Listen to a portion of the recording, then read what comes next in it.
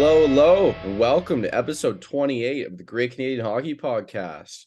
On behalf of myself, James Parisi, and I've got my co-host here, Aiden Sarah. How are you doing, fellow? What's new? Well, we are recording Monday. It was a long weekend, so I know you and I both had a late night last night. So we're coming at you little bit gassed, but we're gonna put our heads down, do our best here. I'm back home still, taking some time. You know, when there's no games in Blackfolds, I can kind of do my job entirely off the laptop. So just working from home here, getting to see some people. Me and James have linked up a couple times. It's been fun. I have to say, I guess I have to ask, after all that time and all the quick visits, because I know how the quick visits feel when you try to jam everything into a short amount of time and you try and see your friends, try and see your family in just a few days. After all those quick visits, how does it feel to actually be back home for an extended period of time? You get the whole breath of fresh air, you get to relax, and you get to do the fun things. Well, for me, I like it as far like the biggest difference is how much I get to be around my family. Because yeah, when I'm here quickly, I'm just kind of out the entire time. I'm on the go the entire time.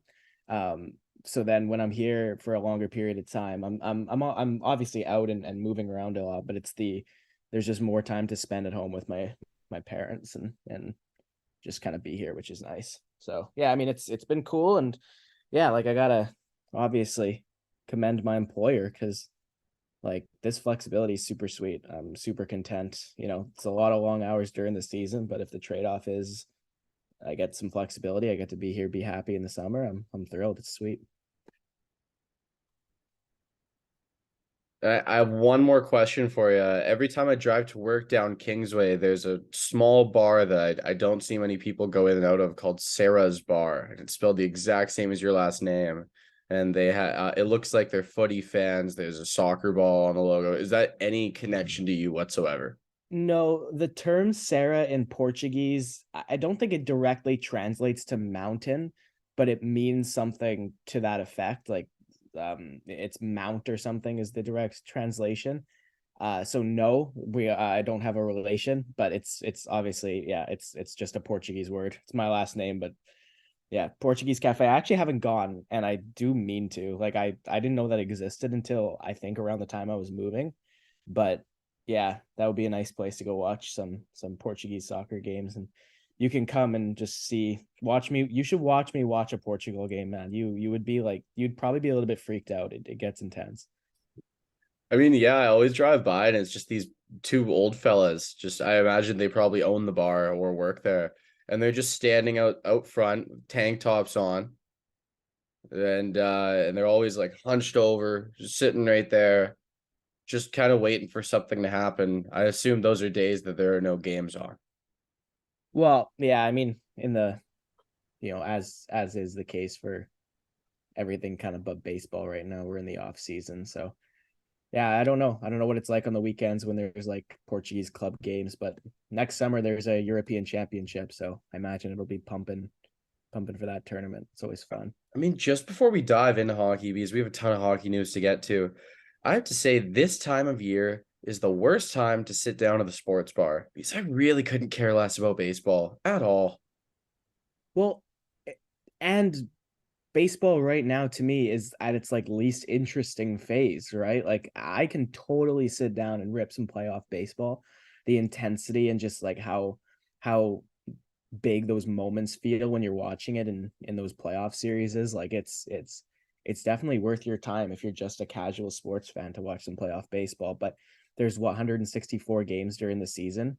I just can't. I can't. I can't get excited to watch just game whatever 55, and that's you know yeah, and obviously hockey. You've got hockey now where there's a lot of news but no games. Basketball likewise, and then you've kind of got you've got soccer, which there's some international games, but when there's no major tournament, it's not a whole lot of interesting stuff going on. Yeah, so I don't disagree with you at all. As much as for me personally, at least every 2 years there's a major soccer tournament, so I definitely can get excited for that. But the it's the odd number years. Well, and there's a lot going on in the hockey world right now. Where do you want to start? Well, I kind of want to start with like a bad news, good news kind of thing. So coming out of the draft, the Montreal Canadiens took David Reinbacher, Austrian defenseman, fifth overall. Some people had that as a major reach. Like for instance, I know in our mock draft, our friend Jeremy, who came and helped us out with that, he had him a little bit farther down the draft board, but I had him up at seventh overall. And if Montreal wanted a center, which they did, and Will Smith, Connor Bedard, Adam Fantilli, and Leo Carlson were all off the board, I think their next best option was a defenseman. And I can totally see, to me, he was my number one defenseman on my draft board. So I was a little bit surprised they took him simply because I didn't think we were going to see Matt Michkov actually fall all the way to 7. I thought Montreal or San Jose was going to take him 4 or 5. Um, so that part surprised me a little bit, but overall, I don't hate the pick. I actually think he and Lane Hudson, who's Montreal's second rounder last year, who played at Boston University this year, had a phenomenal season. I think him and Lane Hudson is a perfect match as far as a deep pairing goes, and I think down the line that's going to be one of the more dominant duos in the NHL on the back end. But there were a tremendous amount of Montreal Canadiens fans who didn't like the pick, and guys, like again, James and I think we do a semi good job at least of staying positive on the podcast. Like we don't really like I don't like the point at people to put them down. But if this is sorry, and roundabout way of saying like if what's happening to David Reinbacher right now is there's a portion of Montreal Canadiens fans who are targeting the kid on social media and like going after him and saying some very not okay things to him. Guys, if you're tarnishing an 18-year-old kid because you don't like that your team picked him in the draft, you need to get a life. Like that's ridiculous. I can't even fathom the thought process that goes behind doing that. If you're mad at the pick, be mad at the organization, be mad at the GM. Why are we ripping into an 18-year-old? Like that's crazy. Um the guy obviously, like it's not his fault if you don't like the pick.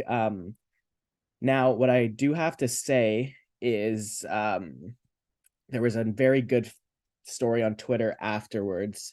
Montreal Canadiens fan by the name of, and I don't want to butcher the pronunciation, I believe it's Neron, asked her Twitter followers, which was a good portion of Montreal Canadiens fans, to send her supportive messages for David Reinbacher, and she printed and wrote all these in a notebook for him and was able to give it to him. So I really, really have to commend that Habs fan. There's a Daily Hive article about it. When I write the description, it'll be in the show notes.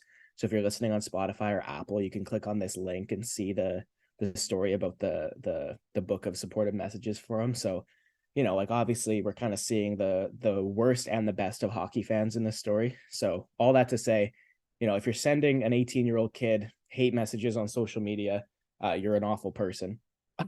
However, if you are this fan and these fans who sent the messages of support in return, you did something awesome. So yeah, like I said, kind of the best and the worst of hockey fans in this story, but it kind of hopefully ended on a positive. Yeah, man, I couldn't agree more here that it's just the kid's 18 years old, and we've seen stuff like this in Canadian hockey markets where it just gets way out of hand. And you just have to hope that there's some kind souls out there who are gonna kind of turn the tide the other way. And you don't want this becoming a thing. Like aside from just this kid being mistreated, you don't want this becoming a thing where down the line people are like, well, I don't want to go there if people are gonna act like this. Like, come on, just because you didn't get the pick you wanted, like it just takes a whole new level to armchair GMs. It's a lot. It really is a lot. But And like I said, like I was personally pretty upset with the Canucks pick at 11. And I know there were some Canucks fans that kind of shared that sentiment, but never in a million years would it have occurred to me to go after the guy they picked because I was unhappy with the pick. Like, I was upset because I don't like leaving best player available on the board in the draft because you're drafting for position. But that's a bone to pick with management. That's a bone to pick with who actually made the decision to draft the player. The player is completely blameless in that. He's just going to an organization who picked him. Like this should be the happiest part of this kid's professional career so far, getting drafted into the NHL. And yeah, it's disappointing that that was at least marginally tarnished. But at the end of the day, like I said, I hope David Reinbacher finds some solace in the support he's had since. And yeah, anyways, that's the first 10 minutes of the podcast. We can move on after. I just, you know, I probably wouldn't have brought it up in such detail if I was just like shaming the group of fans that did that, but I more so wanted to shine a light on how awesome it was to see Ryan Bacher get gifted a huge collection of supportive messages and everything. So, you know, if by chance somebody who is involved in that is listening, uh, pat on the back, round of applause. You did awesome. So thank you so much. Definitely. And again, I will echo all of that sentiment, but moving on. Pierre-Luc Dubois, and he's not traded to the team we were just talking about. Pierre-Luc Dubois has been traded to the Los Angeles Kings in return for Gabe Vilardi, Alex Iafallo, and a second-round draft pick, I believe. As well as Rasmus Kupari. So As well as Rasmus Kupari. 4 pieces going back for Dubois. Do you want to go first on this? Yeah. I see a lot of people saying the Jets ran away with it. I'm not going to say they ran away with it, but because I think the team that gets the best player in the deal, you go down the line, and that you look years in the future, and that's usually the team that won the trade. That's especially when it comes to these combinations of several pieces all going one way. But you know, Gabe Vilardi has shown flashes recently in the last couple years, year and a half, of being a great player and getting back on that path. And Kupari, it's yet to be seen. Iafallo's nice depth piece. It remains to be seen whether he's going to end up traded, whether he's going to sign an extension there after this coming year, what's going to happen there. And second round pick, that's nice icing on the cake. I think the Jets did everything they could with this one. I don't think they were going to get a better return than that from anyone, really. And the Kings got their guy. I think the Kings keep doing this thing where they acquire more and more players and suffocate their prospects because they feel that they are getting more competitive. And that kind of bothers me because if you're going to cut these prospects off, then trade them. Get rid of them. Yeah, I know what you mean, but if you kind of take a step back here, they add Pierre Dubois, sure, but Iafallo, Kupari, and Vilardi, that's still you're still adding one forward and you're taking away 3. So you've got 2 spots remaining in that forward core. So yeah, the Kings, maybe a Jared Anderson Dolan gets a step up, Quinton Byfield maybe moves into the Vilardi spot, and Dubois occupies the Iafallo time on ice window there. I think you nailed it on the head when you said that the Jets did pretty much everything they could have. I completely agree with that. Like Pierre-Luc Dubois, he informed them this wasn't going to happen. He wasn't going to re-sign. So if you're the Winnipeg Jets, your leverage in any really sort of trade situation is gone, aside from the fact that you can say to a team, well, we have a better offer from somebody else. And we knew the Montreal Canadiens were in on Pierre-Luc Dubois. That's kind of been the link for a long time. From what I've heard, the stall in a trade talk between Winnipeg and Montreal was Winnipeg was willing to take future assets from the Canadiens, but not the future assets the Canadiens were willing to give up. And when the LA Kings' offer came in with 3 roster players, the Jets jumped on that. Yeah, I know you touched on it already. Anybody who's saying that Winnipeg completely fleeced LA is wrong. Anybody who's saying LA fleeced Winnipeg is also wrong. This is a really good trade for both teams. Don't forget, Pierre-Luc Dubois, after kind of that bubble playoffs, was very highly touted as far as just being a number 1 center. Like he had an amazing 2019 playoff with Columbus. He didn't produce, but he was an absolute bull. He played in every situation for the Blue Jackets when they beat Tampa in the 4-game sweep. The numbers weren't there as much as maybe some of his teammates, but he still played very well. He played very well to see Columbus pass Toronto in that qualifying round in 2020. He had a big hat trick, including an overtime winner in that series. And, for Winnipeg, the last 2 years, 21-22, 81 games, 60 points, 22-23, 73 games, 63 points. This is a guy for me that he's a first-line center. And you've got an LA Kings team now with Dubois, Kopitar, and Danault down the middle. That's loaded. You're absolutely stacked. The contract, $8.5 million.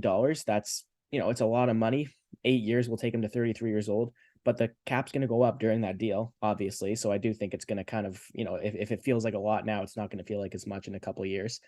Moving to the Winnipeg return, I like Gabe Vilardi a lot. He's been inconsistent. Really good 2021 season, 10 goals, 23 points in 54 games.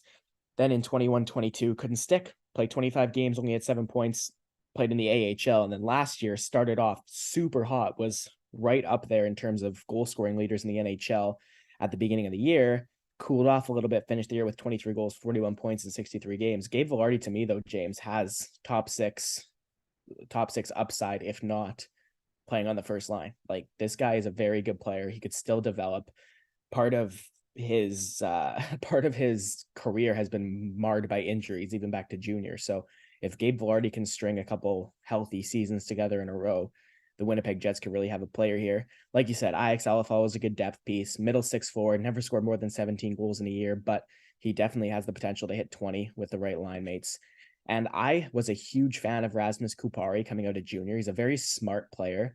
It looks like his ceiling might have to be a bottom six forward at this point. He's 23 years old, and his most productive goal scoring season has been 5 in his career. So not to say that it can't still happen for him, but regardless, I still like the player. I still like the pickup for the Jets because it gives you some good depth. It gives you a guy that you can play on the penalty kill.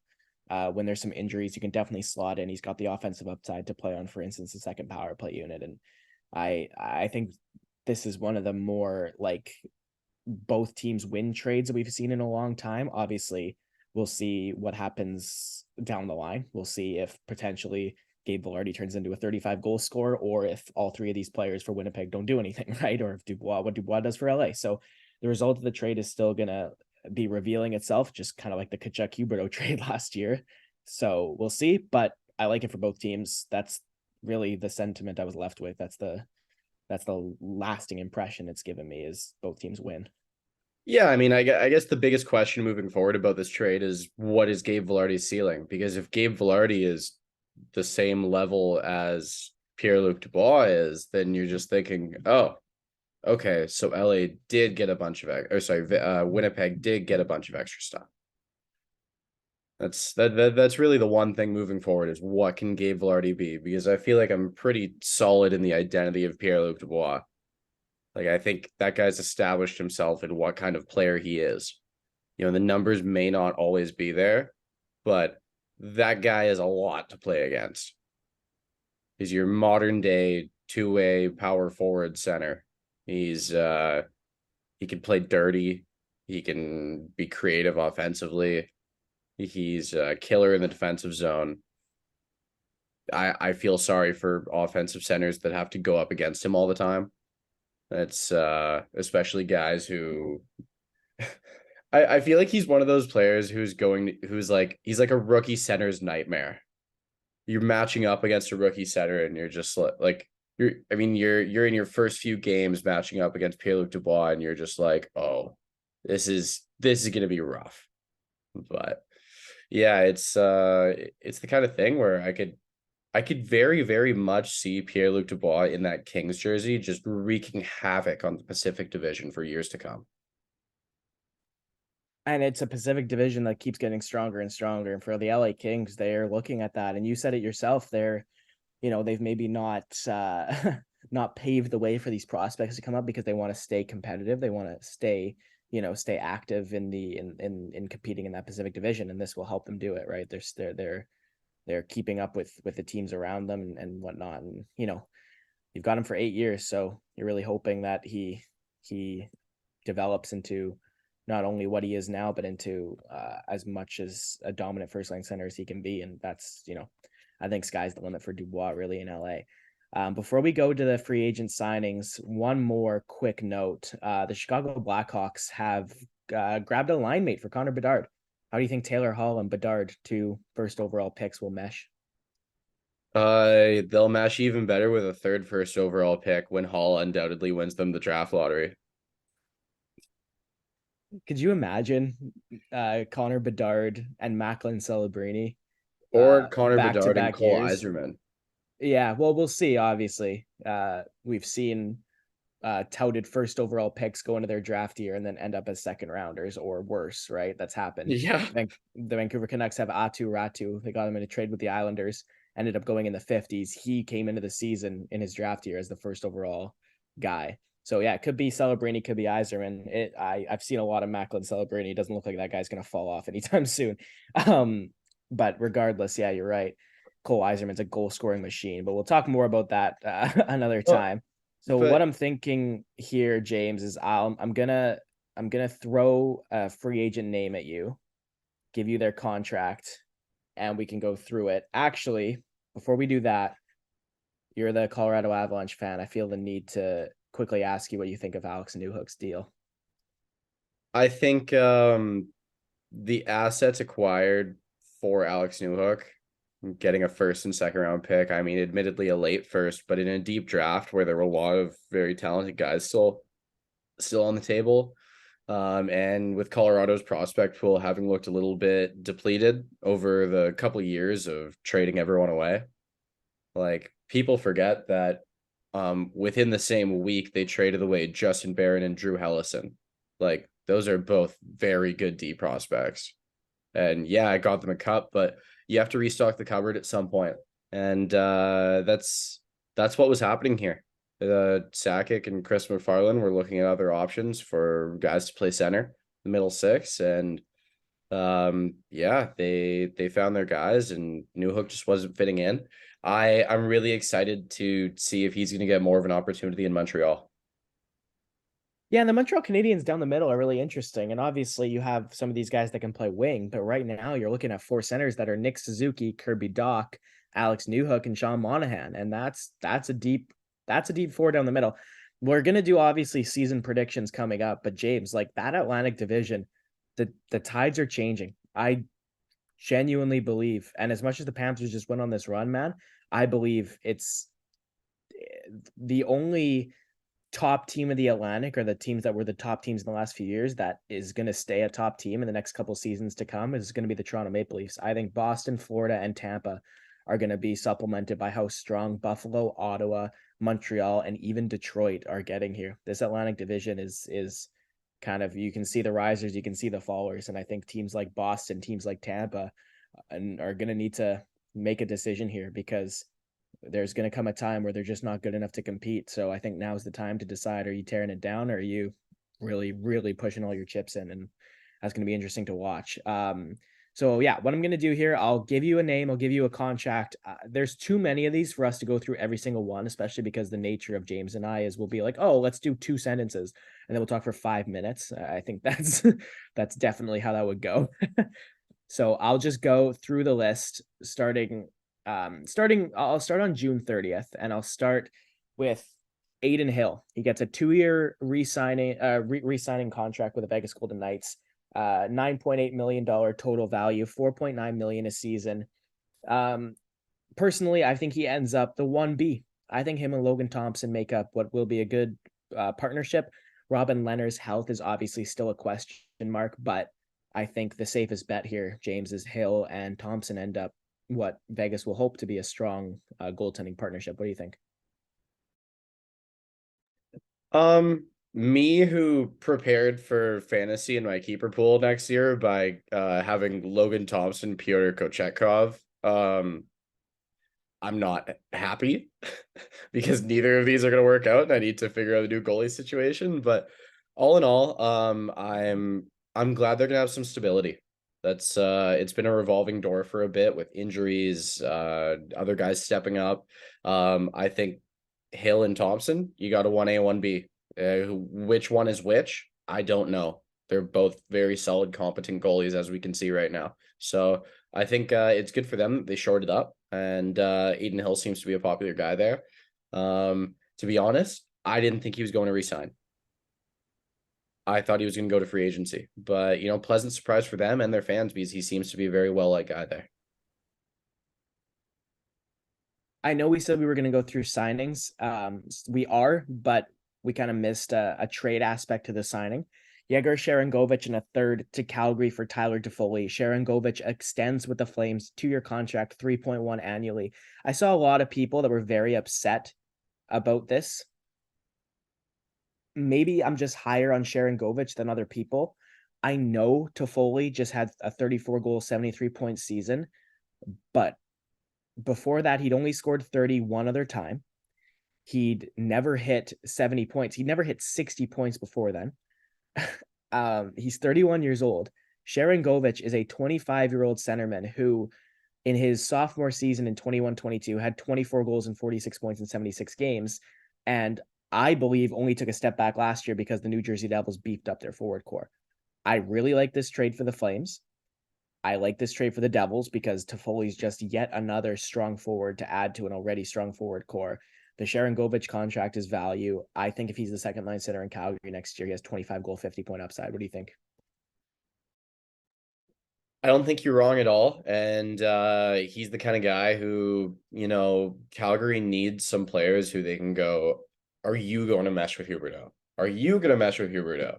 Like somebody's got to be able to do it. And so I think they're just looking at this and going, all right, let's find some guys with some offensive upside. And Sharon Govich is one of them. And, he could very well just slot in with Huberdeau and end up with 65 points next year. He could also end up a third line center or winger and end up with 30 points next year. I have no idea. I have zero idea how he's going to slot in. We are very unfamiliar with how Calgary's new coach, Ryan Huska, is going to use him. We don't know how he's going to use anyone. So it's I think it's very debatable, and this is one that we're not going to know how this works out until about halfway through next year and we see how players are slotting in. I think the reason Calgary fans are disappointed because you think you see a guy that you acquired have a very good season and he's seemingly on his way out, and you think, oh, we're going to get to sell high, and you don't see that magical first round pick come back. If it said first round pick and there was some depth player, I feel like they would have been just as happy. The thing is, you get that late first rounder and you're Calgary, that guy is like, whoever you pick is not slotting in at all. This year, probably not next year, maybe the year after, might not even end up being a player. This way, they have a solid player and they got a pick. I think this was a good return, but it just doesn't have that shiny new toy feeling that the Calgary fans were probably hoping to see coming back for a guy they wanted to sell high. Yeah, no, I know what you mean. There's three other signings actually from June 28th that I'm going to go through before we get to the July 1st ones. Timo Meier, 8 years, $8.8 million a season. That is a contract extension with the aforementioned New Jersey Devils. James, 40 goals last year for Meier. How do you like the deal? This is another one that it's going to take me some time to have some thoughts because it's no surprise that Timo Meier did not perfectly flush with that Devils team when he slotted in. After he was acquired, there were kind of some growing pains, some getting used to things. He was alongside Carlson, he was the guy in San Jose. Like he was the guy up front. So I think adjusting to that and being one of the guys in that Devils top six, and that Devils top six is disgusting.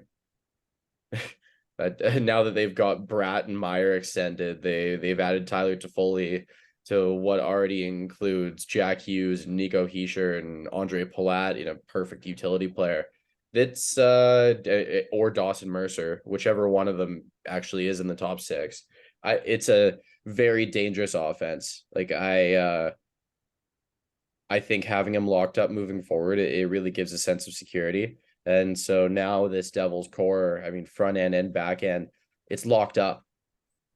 It really is. We're going to see Simone Nemec and Luke Hughes deals in the future as they make their way as steady NHLers, but they're locked up. So now what you're going to see is this Devils team is going to be doing the plug and play thing. It's like, okay, let's find the right utility guys, the right deadline acquisitions, the right role players until we go on a deep run. And that's when it gets really fun for fans of a team that, was middling or not really doing it for a few years. This is where it gets exciting. So I'm excited to watch that offense flush, and I'm excited for their fans. Well, I think we talked about this earlier in the season. I just want to quickly shine a light on the New Jersey Devils is salary cap situation, because what they've done is they've taking some calculated risks on some young players, locking them up to high AAVs, long-term contracts, and it's completely hit. They found gold in this strategy. Okay, James. Timo Meyer just signed $8.8 million till 2031. However, Jack Hughes is making 8 a year until 2030. This is a guy that was just under 100 points. That is a bargain.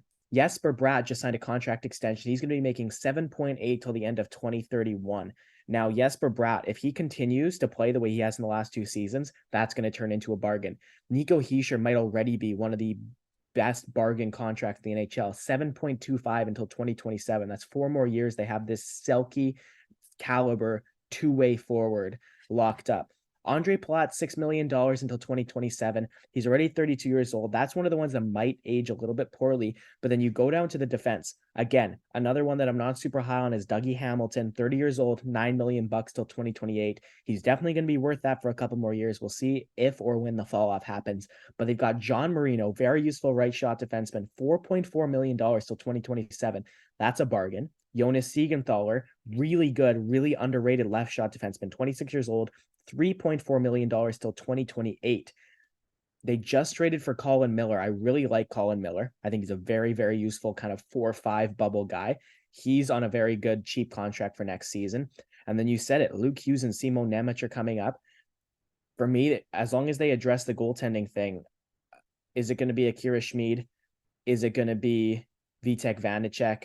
They traded Mackenzie Blackwood, so we know it's not going to be him anymore. But the only thing they have to worry about in the next couple seasons, it's number one, Dawson Mercer's ELC expires. They'll need to sign him. He'll be an RFA. And Akira Schmid's got 1 more year at $850,000. So they'll see what they have out of Schmid. But overall, James, this Devils team, like we just saw them, let's be honest, probably surprised some people by beating the Rangers. Didn't have what it took to beat the Hurricanes, but this team's legit and this team's on the rise, and they've managed their salary cap very well to be able to splash on the Timo Meier. And if Timo Meier has 40 goal upside for them with Jack Hughes and Nico Hischier's, caliber that they've shown, Jesper Bratt obviously as well, like this New Jersey team is going to make some noise. They really, if they're not on your Stanley Cup radar, they should be. Definitely, and you just said surprise some people by beating the New York Rangers. We should note that that was a surprise to both of us because Aiden and I both had the Rangers going to the finals. So that's our flub that we will own. Well, and I'll do you one better. I don't think you had them winning the cup. I did. So maybe a little bit more of a swing and a miss for me. We don't need to maybe spend too much time on the player himself. I really like David Kampf. Toronto gets him $2.4 million a season, but they sign him for 4 years. He's 28 years old, bottom 6 forward, really good penalty killer, ceiling's a third line center. This isn't the only time, and we'll go over a couple more where you saw a depth player get a longer term deal to lower the AAV. Now, the Colorado Avalanche did with Miles Wood. We'll get there. But, as a Canucks fan, I saw Vancouver try this with Antoine Roussel and Jay Beagle, and it really didn't work out. What do you think of this strategy? Like a low AAV, longer term for a bottom 6 forward. David Kampf, 4 years in Toronto. I like him a lot. I just want to know what you think, maybe briefly on Kampf, but also on the kind of just the strategy in general, the concept of, like I said, lower the AAV by bringing up the total salary in term. Well, briefly on Kampf, he's a solid player. He's going to play on your penalty kill. He has a solid transitional game. He's useful in the neutral zone, and he's a guy who's skilled enough that if you want to put some scoring wingers with him, you're not going to regret it. Like it's going to work out every which way. I think in a perfect world on a contending team, you probably want him as your 4th line center. But I mean, he's going to get the job done, and they have talented guys to play with him. Like, I think slotting him with Matthew Knies is actually kind of a fun idea. I think those 2 games would really mesh well. But in terms of the contract, I think this is really a change in philosophy with new management coming in and Brad Treliving, because you look at this and Toronto's bottom 6 has just been a revolving door of guys on short-term deals for the last few years, whether it's acquiring guys at the deadline, 1-year deals in the offseason, whether it's guys they've traded for that are in the offseason or early in the year, they're going to be expiring. And then it's just, okay, let's do all of this work to completely replace our bottom 6 all over again. And you kind of lose some chemistry there. We talked a lot at length during the year about how this was finally the year that Vegas's players got to really know each other and finally had this time to grow chemistry. But with Toronto, it's just been, like I said, a revolving door. So, like I said, change of philosophy. You lock up a guy who's going to be steady in your bottom six for a long time. And I'm a big fan of that kind of operation. I think that's a great move. I mean, yeah, sometimes that term can scare you off, so you got to know what you're getting into. But I think people around this league already know what David Camp brings to the table. He's going to be a solid player. And I think moving forward through the next few years, I think we're going to kind of notice this trend of guys who were playing in Chicago as Chicago was getting really bad, who are becoming useful around the league elsewhere. And I have this feeling that at some point Taylor Radish is going to join that group and explode. Yeah, Taylor Radish was a guy that in junior looked like he could just be a pure, just put him below the face-off dots in the offensive zone. He will just score goals around that net like crazy. And he's starting to kind of be that in Chicago.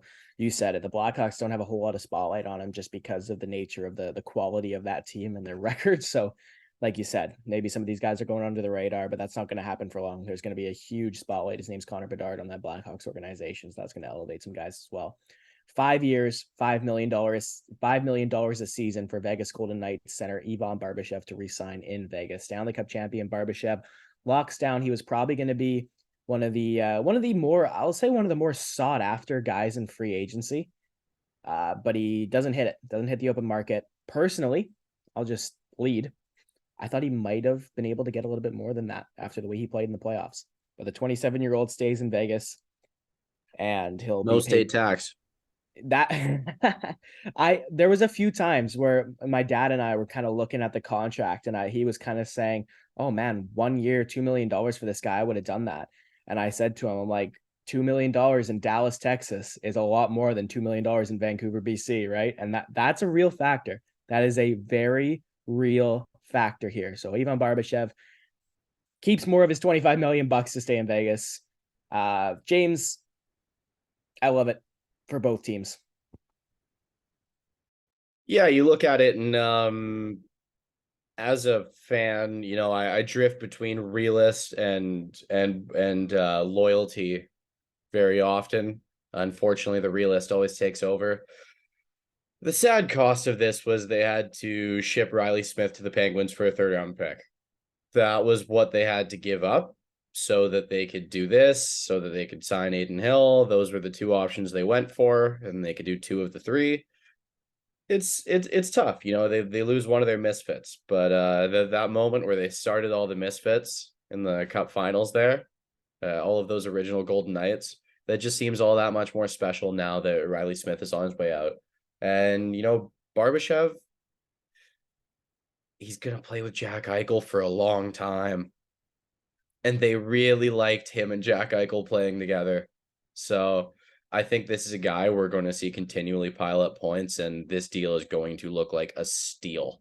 And you know what? That's probably about 6.57 million in other markets. It is. It just is. If you're in California, if you're in Canada, if you're I don't know, and if you're in the state of New York, there's a lot of places where the tax situation is a lot worse. And Barbashev stayed where he knows he's going to play well. That's another thing that can't be discounted. That guy just had a crazy run, and even if they didn't win the cup, he saw how well he performed in their system and with their players. I'd say even if they got knocked out in the second round, considering how well he performed, I think that still would have been his first choice to resign there. Don't disagree with you about any of that. The other thing too, you said he was playing with Jack Eichel. He was playing left wing with Eichel, but the thing with Barbashev, he's got the capability to play center, play it well. So the Vegas Golden Knights, who at a time had maybe a glaring hole down the middle, now have a plethora of top 6 or top 9 centermen. Eichel, Stevenson, Carlson, Barbashev can all fill that role. So Vegas just won the Stanley Cup, and I don't think they're going anywhere. So we'll move on. Next one, we're going to start with some of the July 1st signings. Obviously, like I said, We're not going to go through all of them. We'll probably do kind of, more of a season preview type dealio with kind of looking at as many teams as we can, and then we'll talk about some new additions to them at that point. But just for the sake of running through these, I'll start with Ryan O'Reilly, James's potentially favorite player in the NHL right now. 4-year contract with the Nashville Predators, $4.5 million a season, $18 million total, 32 years old. Barry Trotz, interesting, very interesting. Not doing what I thought he was going to do here, because Nashville to me was a team that screamed, let's rebuild. They traded Johansson with retention. They bought out Duchesne, which shocked me. And then they sign O'Reilly. So I can't say that I expected the post David Poile era of the Nashville Predators to start this way. What do you think? I do think the 4 years is very interesting because in that fourth year, if they're not good, he's going to get traded for an asset. He's going to be a rental. O'Reilly's the kind of guy where it's like, all right, his game won't deteriorate in the same way because he was never a breakneck speed kind of guy.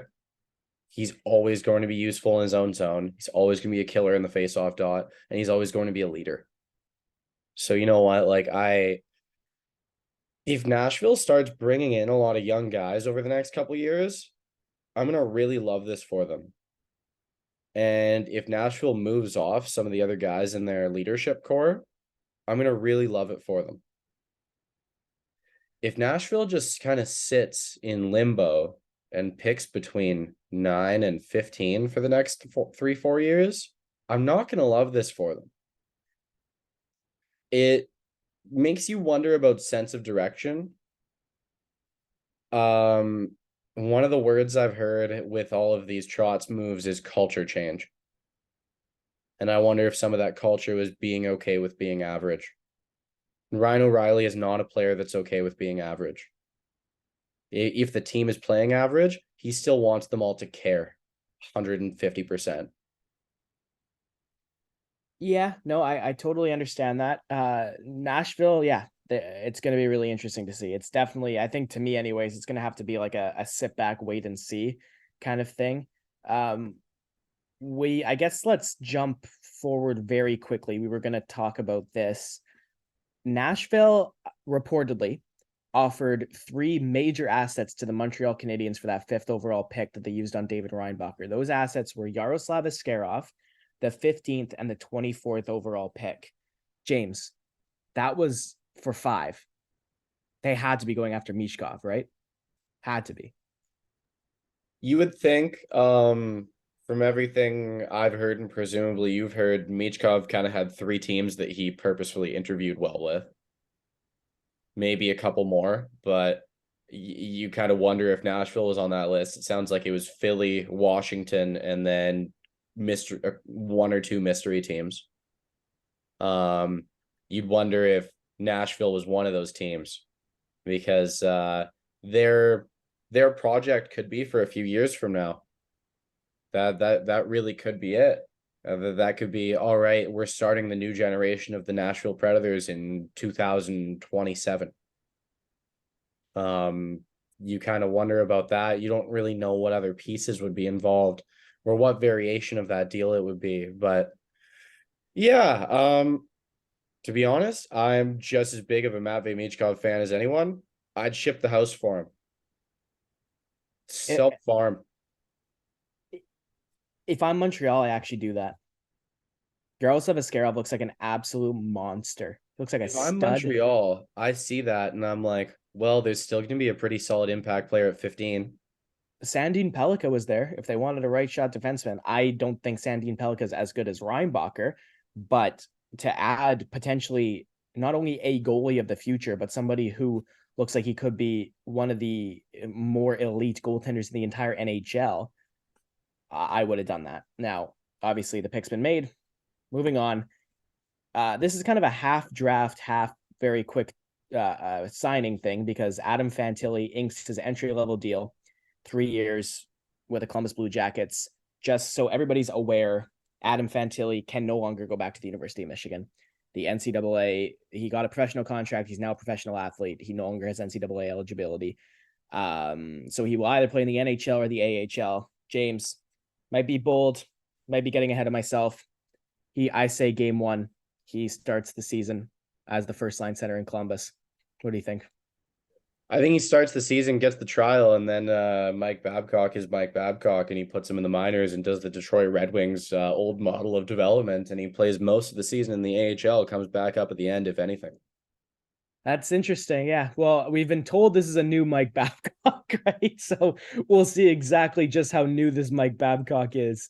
I mean, new is only going to mean new philosophy with players and a new way to look at situations, but he's still going to develop players the same way he develops players. He's not going to take everything that made him successful and throw it out the window. No, I don't disagree with that. And yeah, we'll obviously see. Just to me personally, I like Boone Jenner. Ken Johnson was playing the wing, so we'll see what ends up happening with Johnson. But I like Jack Roslovic, another guy who has flip flopped between wing and center. Right now, I actually think Adam Fantilli is their most talented centerman, like today, not will be is. So we'll see in the end what Columbus wants to do next year.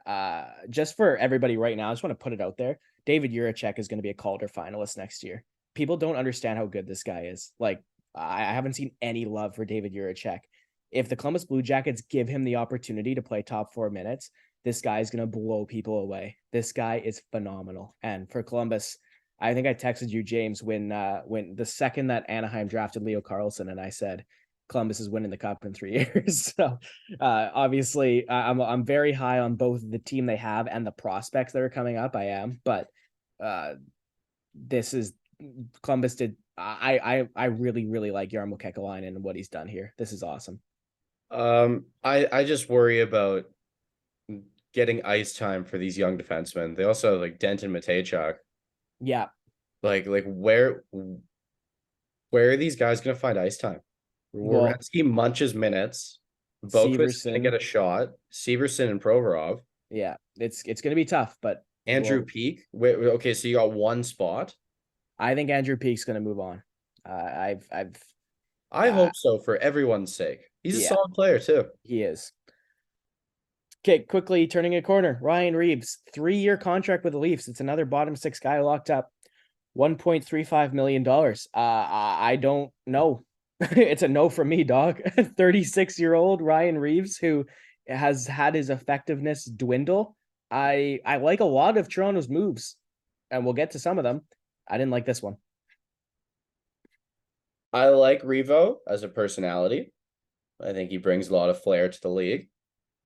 In his own way. I like watching him punch people. And I like watching him talk to the media. He's a treat, and Toronto media is going to love him until they don't, and then they will again. It's going to be a cycle. And he's the kind of guy who can relish in it. He's not going to have his feelings hurt by them. And this is such a Brad Treliving move. This is such a Brad Treliving move. Yeah. This guy, if Treliving was still in Calgary, Lucic would still be in Calgary. This is what he does. He is old school in the way that the way he looks at it. His team needs to have a personality enforcer. Was Revo the option considering how the Leafs play? I don't know. I really don't know. Is Sheldon Keefe going to coach his team differently with a different GM? Probably not. I don't know. I don't know if this was the best use of cap situation, but maybe it's another culture change idea. Yep. I don't completely see. I like Revo. Me too. Cool guy. Yeah. Odd contract. Yeah. Luke Schenn gets $8.25 million from the Nashville Predators to be paid over 3 years, 2.75 per. Luke Schenn has earned some respects. Tampa Bay, Vancouver. Some respect on his name. Yeah, Tampa Bay and Vancouver the last few years has been a very steady right shot defenseman. It's another kind of head scratcher as far as the team goes. Nashville, again, like I said, I think it's tear down rebuild time, but they clearly don't. And Luke Shen is going to be useful for them. Is he going to be useful at 36 at the end of this contract? Maybe, maybe not. I'll give it a B on the signing personally. It's good for the team, good for the player. A little bit of an overpay. He earned this one. I'm happy for him. He definitely earned this one. You know, when Luke Shen was drafted very high and on the cover of Hockey News magazine, it said the new face of the Toronto Maple Leafs blue line. That's probably the fourth time I've referenced that on this podcast since we started it. They were far different expectations for him than what he ended up becoming, and I am very, very proud of the. I say proud like he isn't older than me and hasn't accomplished so much more than me in his life, but I'm so proud of the person and player he's become. He's such a well-liked guy and such a well-respected guy. I'm really happy that ever since that signing in Tampa, ever since then, it's just been a straight turnaround. And he is such a desired and well-wanted guy. And I don't doubt that at the end of this contract, he's going to be a highly sought after deadline acquisition. Yeah, no, you're totally right. It's the longevity thing for me. It's how long does he have left in this very speeding up NHL, I guess I'll put it. You're talking about the all-time leader in hits in the NHL. Yeah, that's fair. That is a record. That's a full-on record. That's awesome. $20 million, 5 years. That's $4 million per year for Joonas Korpisalo to the Ottawa Senators. Oh, James, Ottawa's really, really, really putting a lot of eggs in that Korpisalo basket here. I don't like it. You don't? No. I like Korpisalo. I just have a weird feeling. I have a really weird feeling. Sure. No, I have a sinking gut feeling about this. I like Korpisalo. I like the Senators. I really enjoy the Senators. I think Korpisalo is an incredibly talented goalie. We've watched some awesome performances from him, but I don't like it. I'm getting bad juju from this man. And yeah, maybe it isn't the most reporter-like thing to say I don't like it because I'm getting bad juju. But no, this is one that worries me. I don't know why. I think he's a very talented player, and I think the cap hit was fair too. Like I think he earned every dollar he's making. But I don't know. Something's weird about it. I honestly would have rather they go into the season with Mads Sjogard and an experienced veteran backup. Yeah, and that's putting a lot of eggs in the Sjogard basket, but this isn't their year to boom or bust as far as competing goes, so maybe this was the year to do that. Speaking of goaltenders, the Carolina Hurricanes double down in their tandem. Antti Raanta gets 1 year, 1.5. Freddie Andersen gets 3.4 each for 2 years, 6.8 total. I like it because I think Raanta and Andersen start the season 1-2. Antti Raanta will not finish the season with the Carolina Hurricanes. I think he's going to be moved to a team that needs like a 1B kind of veteran, basically, like you said, maybe the insulation for a team with a per se Matt Sjogard. It's obviously not going to be Ottawa because of the Korpisalo signing, but something to that effect. And it's going to be Pyotr Kochetkov and Freddie Andersen. And if you're the Hurricanes, having Freddie Andersen as potentially a 1B to Kochetkov by next year at 3.4, nothing wrong with that. They didn't have to commit too much money or too much term to Andersen or Raanta. Probably a safe bet. Good roll of the dice. I like it. Fantasy manager, I hate it. I hate it with all my heart. I wish they let Freddie go. I love Freddie, by the way. I'm a huge Freddie Andersen fan. Have been ever since he was on the Ducks. I don't like it one bit. You know, maybe they like I don't think teams bank on players to get injured, but are they thinking that like Freddie and Raanta are just gonna keep getting injured and Kochetkov's just gonna jump up again? Because Kochetkov can't go up and go down. He's on a one-way. He's making $2 million per. I don't understand any of this. Is he still waiver exempt? Yes or no? No. Okay, then that makes a lot less sense to me. I thought he was still going to be waiver exempt, but no, he's got 4 years at $2 million per one-way deal. Yeah, so maybe it's yeah. What is this? That's a good question. Are you gonna run 3 goalies on your roster? Is Raanta gonna play in the minors? That's also possible. I don't understand any of it. It doesn't make any sense. Like, and then Carolina throwing more one-way salary cap money at goalies when everyone's expecting them to. I mean, yeah, they went and got other stuff. They went and paid other things. Like I don't get it one bit. It doesn't make any sense to me. Like, was this an insurance policy?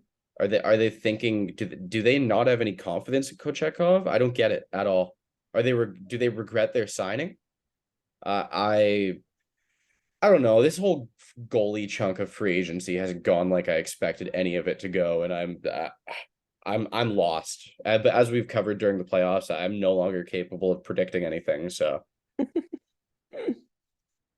Next up, let's go. So Edmonton Oilers trade Klim Kostin and Kyler Yamamoto to Detroit.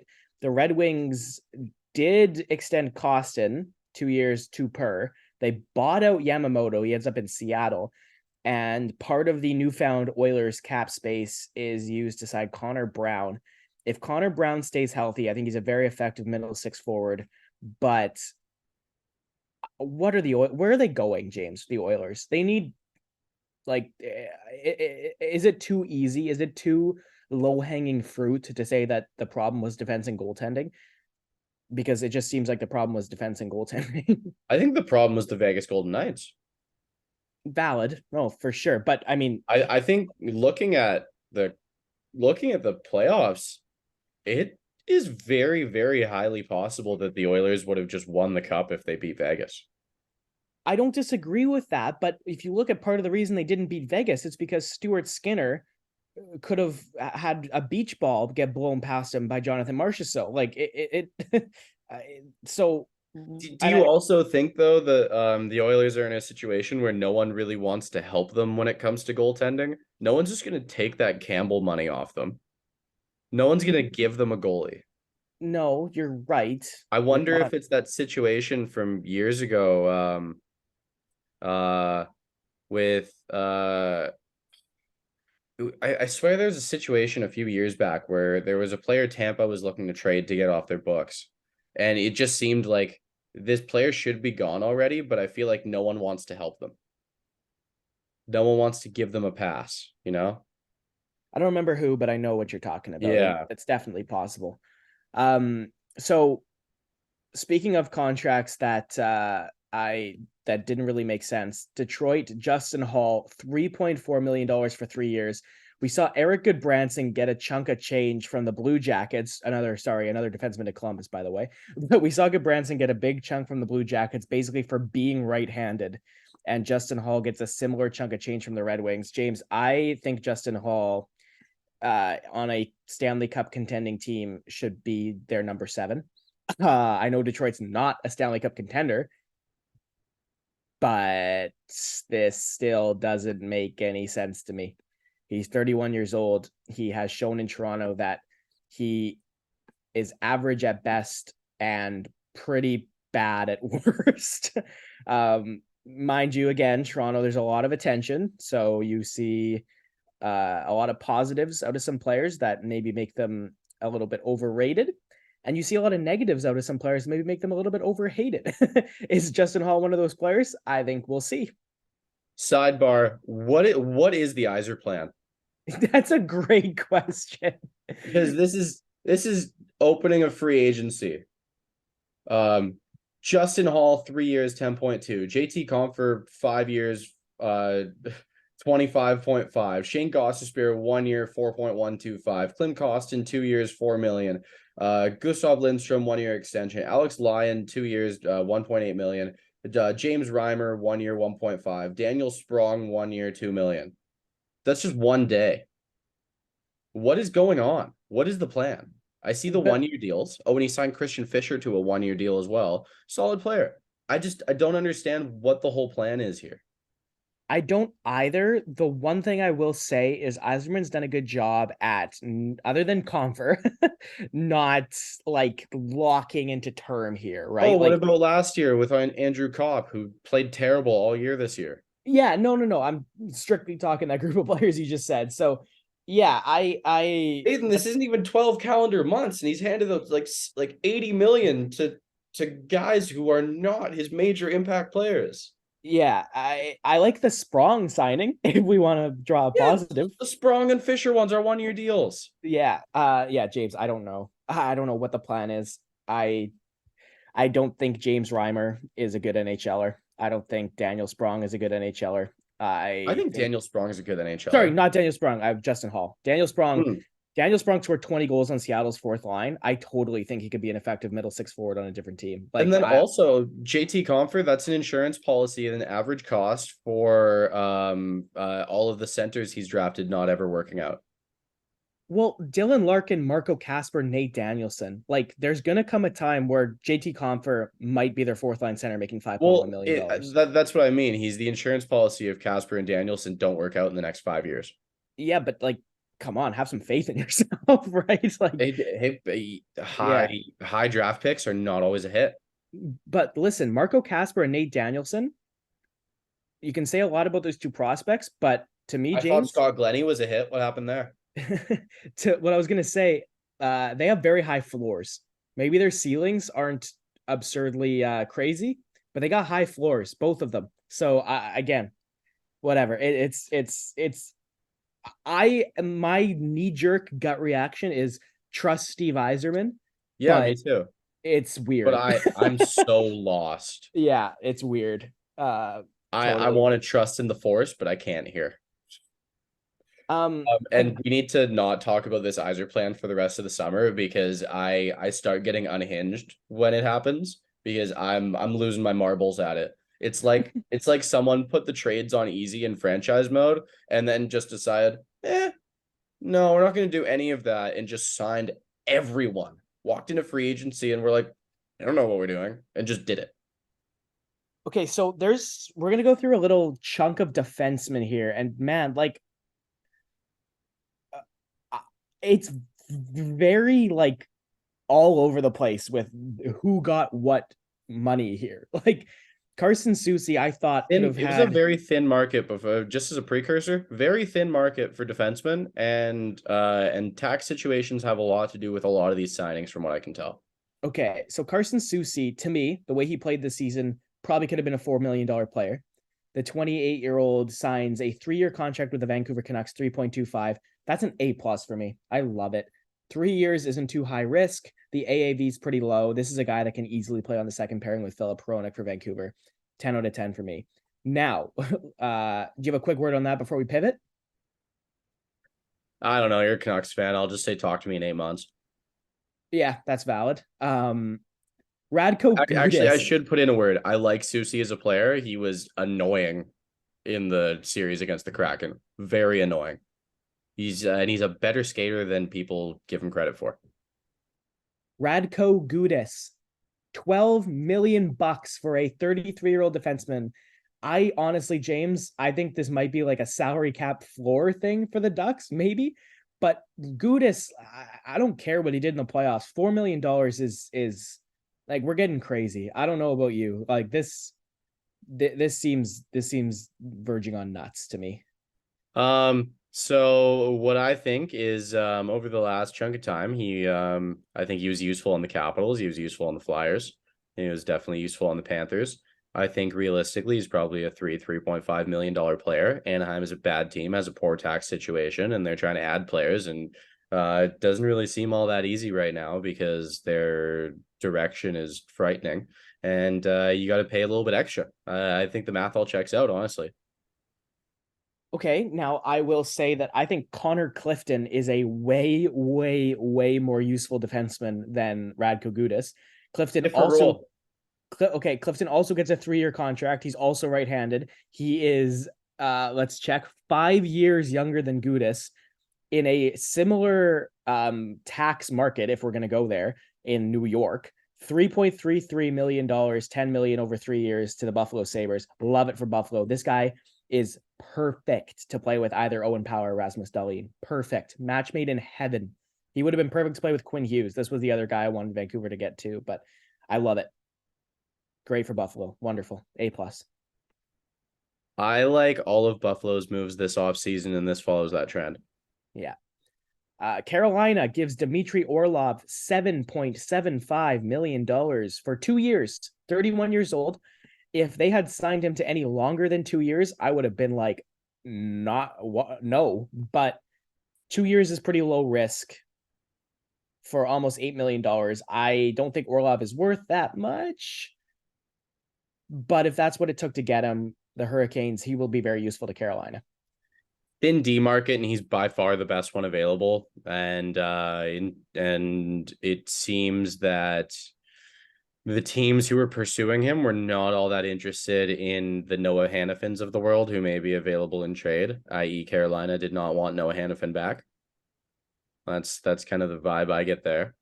Yeah, I mean, I thought Orlov was going to get high sixes to maybe 7, but I also thought he was going to be like a 5-6 year deal. And so, crank up the AAV on a contender for 2 years.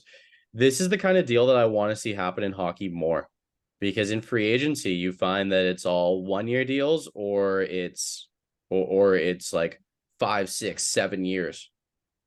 And you really don't, it's not often you see a 2 year deal, because sometimes you just think like this team has a couple year window before they have to sign a couple important guys. I can't think of who they are off the top of my head, but they'll have a couple important contracts up in a couple years, and 2 years perfectly suits them. And then they can reassess if that's something they want again after.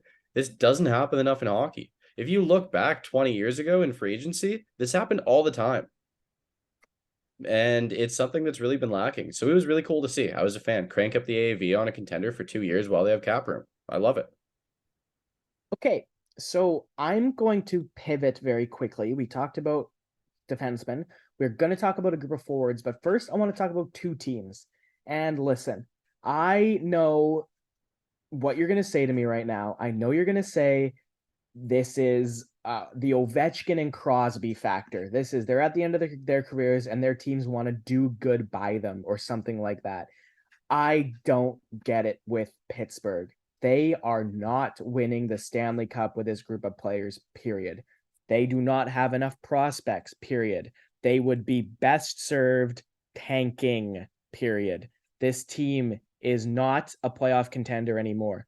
They are not going to win a playoff round, even if they get in. Ryan Graves is a good defenseman, but to sign him for 6 years on a team that is not going to make the playoffs, probably for the entirety of that contract, because they refuse to retool, they refuse to rebuild anything. Noel Acciari getting 3 years at $2 million. Lars Eller, useful player, but again, like I don't get it. And the Washington Capitals are the same way. Like, you are better off not. And they signed Max Pacioretty to a value contract, sure. But both of these teams for me, James, I just, much like the Nashville Predators, it doesn't make sense to me.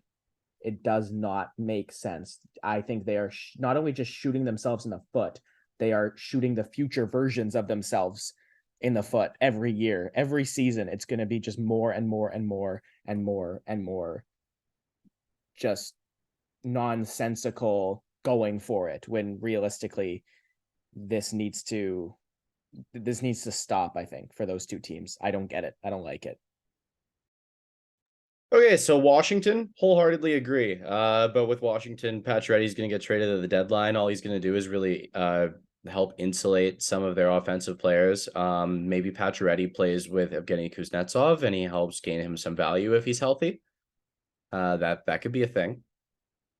And then also, like, you have Rasmus Sandin breaking in on that team, and you want him to be able to run a successful power play on the back end in the future. That's something to be considered as well. So yeah, I agree with you on Washington, but I understand their moves. Pittsburgh, I 100% beg to differ. I'm a big fan of all their moves, and I think that has got them back to being a playoff team. Riley Smith is a successful player who you want in your top 6 on a team that can win games. He's the kind of guy you want in the heat of the moment. He's the guy you want on your team when you're playing in overtime. Next, Noel Acciari, I think, is one of the best depth players in the league. Ryan Graves. You go that direction. I'm a huge Ryan Graves fan. And 4.5 is a fair cap hit for him. And you talk about the length of the deal. The length of the deal is not going to matter later on. That's going to be getting to the cap floor at the last couple years of that deal. That, like, they can afford to do things long term like that, because later on doesn't matter. Later on is when they're tanking. You cannot do right by Sidney Crosby, Chris Letang, and Evgeny Malkin by not giving them the right pieces to play meaningful hockey as their careers wind down. Otherwise, you're completely betraying the culture you've crafted over all this time. Lars Eller, third line center. Sounds good. James, this is where our attitudes differ, I think, just in principle. Because to me, you know who the second most successful NHL team was this season overall? It was not the Florida Panthers. It was the Chicago Blackhawks. And the second most successful team next year will be whoever drafts Macklin Celebrini. And the year after, the second most successful franchise will be whoever drafts Michael Misa. And the year after, the most successful franchise will be whoever drafts Gavin McKenna.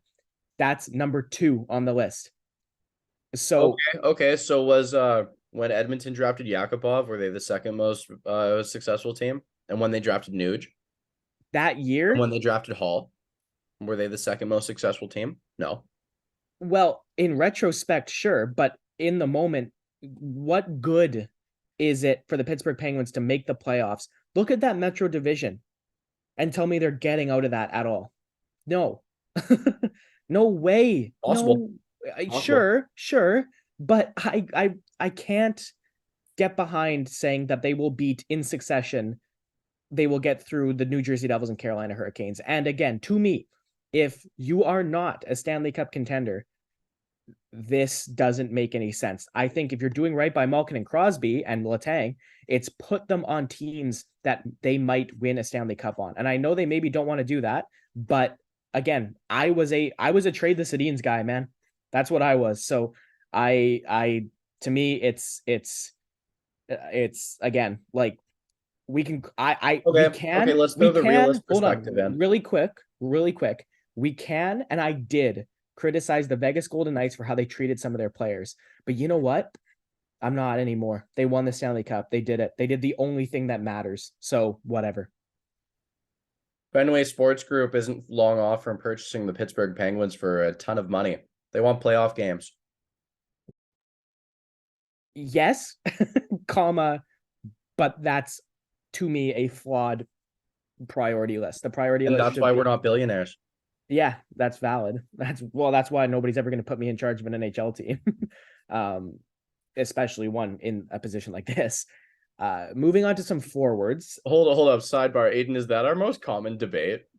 Oh, by far. Probably our most common debate. It's not even close because I'm not going to say common. That's the most common debate. I'm going to say the most common, like, differentiating opinion we have is my attitude of, if you're not winning the Stanley Cup, you are best served doing anything in your power to get there. And if your moves are only to get you to a certain plateau and will never make you a Stanley Cup winner, I don't think they're worth doing. And you have the attitude of selling those playoff tickets, even if it's only going to be for a round or two. It's also about retaining fans. Yeah, and again, I've lived in 2 Canadian cities where at the end of the day, doesn't matter what the Canucks do. And maybe that arena isn't full all the time. They don't care, right? The Canucks fans are going to exist. We'll go as far as saying that most Canucks fans are some of the most depressed sports fans I've ever met, depressed and toxic. And maybe if they just made the playoffs 3 or 4 years in a row, I think 25% of them would just be like, oh, well, that was fun. Maybe. Matt Duchene gets bought out. We touched on that. Dallas gets a very useful centerman for $3 million for 1 year. Low risk, high reward. I like it. What do you think? I think he's going to come in with something to prove. Yeah, me too. I think he really is. He has a lot of game left in him. And I think he's going to end up cashing out at like a 5-year cap hit next year. He's 1 year removed from a 43-goal, 86-point season. I just want to point that out. And he hasn't lost an edge. He's still one of the better skaters in the NHL. So speaking of long-term low AAV for a depth player, Colorado signs Miles Wood, 6 years, total of $15 million paid in a $2.5 million per year setup. I like Miles Wood. Again, this has JP such a non-Joe Sakic and Chris McFarland move. I know, it's strange. I think they wanted some stability for one. Now that they have most of their long-term contracts all settled. Like once the McKinnon deal was done, it was like, okay, maybe we can actually move some stuff around now. But aside from that, useful depth player that plays a high tempo game. The term can be frightening if he doesn't work out, but then if he does work out, then it's nice stability. So I'm optimistic there. He's also a really good looking guy. Saw a picture of Miles Wood, really good looking guy. Like that's that's something you can't discount. But yeah, I actually really like watching him skate too. He has an interesting skating style. You ever watch Miles Wood go in on the forecheck on his own? Just look at that. It's really interesting. It's like he's almost got a little bit of a gallop going on. But I think if I mean I hope for no injuries, but I think if there's injuries, he's got 20 goal potential. If not, I hope he can just slot in that rolling all four lines, everyone just going really hard on the forecheck and being good on the cycle style of game. Okay, so we talked about Gudis, $4 million till 2026. So Alex Killorn, like, I know he had a good year. I know he's a very useful player, but he's 33 years old and he just got a 4-year contract paying him $6.25 million annually. The Anaheim Ducks, who is the team that signed Alex Killorn, have Troy Terry, Trevor Zegras, and Jamie Drysdale as RFAs this year. I don't know, man. They have Mason McTavish coming up in 2026 that will be an RFA. We will see when Leo Carlsson's entry-level contract ends up getting inked. I would guess he plays in Sweden next year, so it might not be a problem. But they have Pavel Mintyukov on an ELC that he's signed. So 2027, he's up. Olin Zellweger, likewise. Tyson Hinds, likewise. But all three of those players have their ELCs that will expire in 2027. So for me, James, I think the like short term kind of like the Dmitry Orlov style contracts make sense for the Ducks because it gives those young players somebody to play with in the meantime, but as that team kind of gets built up. But they've also got Ryan Strome at $5 million till 2027. Like I don't think I get it personally. I don't think I get it. What do you think? And this is one where I want you to look at it from a hockey purist perspective and remember the fact that these Ducks owners are down to spend. They don't mind being close to the cap ceiling if they have a bad team. They don't care about that. All right. So from a hockey purist perspective, Alex Killorn was a massive part of that winning culture in Tampa Bay. He was a major part of their locker room. I won't call him the heart and soul because that's Steven Stamkos, but he was a major piece there. Even when he wouldn't be having his best seasons, he was a guy they had to have around. And I think if you were to sign him to 1 or 2 years in Anaheim, it gives you the idea that, oh, they're just bringing him in for a quick stint to show us. No, he is a part of this plan, a part of teaching these young guys what needs to be done, how you need to act, how you need to treat your body, how you need to treat competitiveness, how you need to approach game days, how you need to approach life. This is a guy you need to have around. Yeah, you know what? It's a lot of money. He wasn't going to take it if it wasn't a lot of money. It's a not good tax situation. But it is a nice place to live. It's not a great team. So yeah, you know what? I guarantee there were other teams out there offering him 2-3 years at 5 million. Guarantee. Great season. Perfect season to get paid. But maybe this tax situation would have been better. Anaheim had to pay up for him to go there, and they saw what they wanted to do. Pat Verbeek is a big culture guy. And this is a very Pat Verbeek signing to be like, all right, we are not going to win a cup in this next 4 years. And yeah, maybe in the last year, we might be up against it once some of our younger guys are getting paid. But this is something we need to do to instill culture moving forward. And I honestly say, expect 2 or 3 more of these moves over the next couple of years. Maybe not to the same cap hit, but really big character guys coming in. Okay, no, I know what you mean. For me, like my attitude towards it is kind of whatever, provided the like the Zegras, the McTavish, the Drysdale, the Carlson, the Zellweger, like provided their prospects' contract extensions aren't negatively impacted by the cap space being taken up by Killorn, it's to me it's a kind of low risk, yeah. So it's no biggie. It just yeah. Speaking of teams where I don't know if I understand the direction, I think these playoffs should have been assigned to the New York Islanders, that maybe they should shake up the roster a little bit. I don't know if you feel the same way. What they did was sign 3 very long contracts. One of them makes a ton of sense. I think Elias Sorokin, if you gave me a heart ballot, James, Elias Sorokin's name would have popped up probably in the top 5 for me personally this year. $8.25 million for 8 years for the 27-year-old. I think that's value. I think that's worth it. I think he's one of the best goalies in the league. I like it. Now, 2 players are going to get 7-year contracts. We talked about depth players getting long-term deals this summer. Scott Mayfield, who's a very useful defenseman, is 30 years old, which means he's going to be paid $3.5 million until he's 37 by the New York Islanders or wherever the Islanders move his contract to next. And 27-year-old Pierre Engvall also gets 7 years, $3 million per from the New York Islanders. I don't even know what to think, honestly, man. Like it obviously the term is what jumps off the page at you here.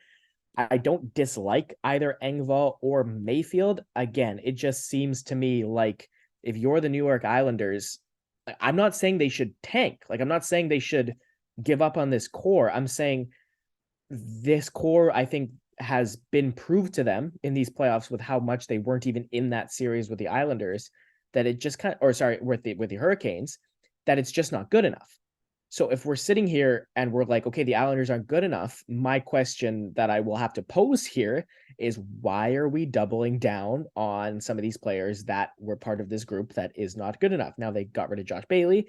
They brought in Bo Horvat during last season. This will be Horvat's first full season with the Islanders, so we'll see how that goes. They obviously still have Matt Barzal, but I think, again, you look at 3.5 of Mayfield plus 3 of Engvall. I think $6.5 million in AAV could have been better utilized elsewhere. That's my thinking. And let alone for 7 years. A few points. Getting rid of Josh Bailey was a foregone conclusion. Guy had a great career as an Islander. It was time to go. I remember articles right before when the Islanders were done playing hockey for the summer, that Lou Lamoriello was saying he was going to find a good home he was going to work with Josh, basically. And Josh Bailey was a character guy for that Islanders team. He had some really good seasons going back like 10 years ago. And I think Islanders fans are always going to remember that guy in a good chunk of time. And would have been nicer if he could go out on top in some way, shape, or form, but can't discount the amount of games that guy put in with an Islanders jersey on. So I'd like to give him props for that. That's pretty cool. But in terms of the 7-year deals, I just want to know how much autonomy people other than Lou Lamoriello have in that office, because there's no way Lou Lamoriello is still GM of the New York Islanders in 7 years. Yeah. No, I know what you mean. Does the AGM have any say? Or is this purely a Lou thing? That's a great question. Because this was done in very Lou fashion, where he negotiates all the deals. Most of these have probably been done for months, and he just announces them all at once. That's how he does his business. And yeah, I have no idea. Personally, I think the league is too good for the Islanders. Other teams are getting better and better. Yeah, adding Bo Horvat was nice. That was a really solid addition, and it's yet to be seen what this will do this year, win a full season, but I really like their defense. Big fan of Dobson, Pollock. Like it's Mayfield's a good player. Like they have good pieces. I think they need so much more. I really want like a pure sniper winger on that team. That would be so nice. You just give me like a 30 to 40 goal scoring winger on that team. I really think that they could do some damage. Um, they have a lot of faith in their ability to keep rolling four lines still working. And you know what? It's yet to be seen. Prove me wrong. They've proved me wrong a lot of times before. I don't think any of us predicted they would go to the third round against Tampa 2 years in a row. That was also a very different team. Here's another thing I'll say about the New York Islanders. They haven't drafted well enough to keep trading away their picks and prospects, I think is a good way to put this. They haven't had a first rounder since 2019. That was the year they took Simon Holmstrom 23rd overall. He's played most of one season with the Islanders, had 6 goals and 9 points. Doesn't look like he that was doesn't look like that pick's going to turn out to be super good. um Now, the year before, they had 2. One of them has turned out awesome. One of them has not. They had 11th and 12th in 2018. I love, love, love, love Noah Dobson. He's one of my favorite defensemen in the NHL. He's one of my favorite players in the NHL. I have a Dobson jersey about 5 meters away from me right now, sitting in my room here at my parents' house. However, the other one at 11 was Oliver Wahlstrom, another forward that does not look like he's going to hit the potential that he looked like he could have. Obviously, time, because these are still young players. But since then, they have not picked anybody in the first round. In fact, since 2019, only their 2020 fifth rounder, William Dufour, has played any games for them, and he's played 1. Atu Ratu, who a lot of people looked at as a steal in 2021, played 12 games for them, but then they traded him to Vancouver as part of the Horvat trade. They also traded their first round pick, which turned into eventually, after Vancouver traded it to the Detroit Red Wings, Axel Sandin Pellikka. If you look at this Islanders team, Brock Nelson's in his 30s, Anders Lee is in his 30s, John Gabriel Pajot's in his 30s, Matt Barzal, 26, not bad, but Bo Horvat's turning 28 this year. Like, I'm looking up and down this team, James, and I'm thinking, I don't know. And then the other thing I was going to touch on too with the Islanders is, like, I love the Sorokin contract, but did you see what the Varlamov did Varlamov sign? I think he did. Did he not? I want to say it was 4 years. Yeah, yeah, it was. So he's making 2.75 till 26, 27. He's 35. That might have been the most puzzling one to me. And again, like, I look at Pittsburgh and Washington and Nashville, and I think it should have been time to rebuild. I don't know if I'm looking at the Islanders and saying rebuild, but I'm definitely looking at the Islanders and I'm saying, what the hell is going on? Like, what's the plan here? Like, what are we trying to do? Because I don't think they're good enough to compete in this Eastern Conference, but I also I don't think they're bad enough to tank. And I just don't see a direction. And I just love kind of somebody to tell me, somebody to enlighten me on what this, like, what this all means, I guess. Like, Aiden, I think there's some things in life that we're not supposed to know. yeah, that's fair. And most of those things are in Lou Lamoriello's head. So here we are, I guess. Really quick, I think Bowen Byram did the Colorado Avalanche a favor. I think he did them a huge favor because even on a bridge deal, $3.85 million is low for what he's done in the last couple seasons. He is well on his way to being a top pairing defenseman. Colorado needed him to take a little bit of a pay cut to stay with the Avs and compete, and he did just that. I like the player, value for the Avs, and I always like it when a player, Joe Sakic's been good to him, and he's been this is returning the favor.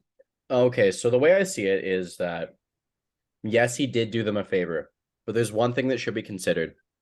Until he plays a full year, I don't think they were unloading the Brinks truck on him on a massive multi-year deal. I think maybe if he had played full seasons to this point, even one, I think we would be telling a different story right now. And then I think on top of that, he's also going to be getting paid for his role. Devon Toews munches a ton of minutes on that left side. Sam Girard is still a very useful player on that team. So yes, while Bowen Byram is continuing to develop and continuing to become a better and better player, I love watching it unfold before my eyes. He is always going, like, he's going to be in a sheltered role until Devon Taves is not a member of the Colorado Avalanche. That is a fact. So I like the deal for the player. I like the deal for the team. It's definitely awesome as a fan. Um, I'm curious to see what happens on his next deal. I hope he plays 160 games before that, between then and now. At least. Yeah, I mean, 160 out of 164 sounds good. Well, playoffs too, I guess. But yeah, no. Okay, yeah, true. Regular season games. Yeah, yeah.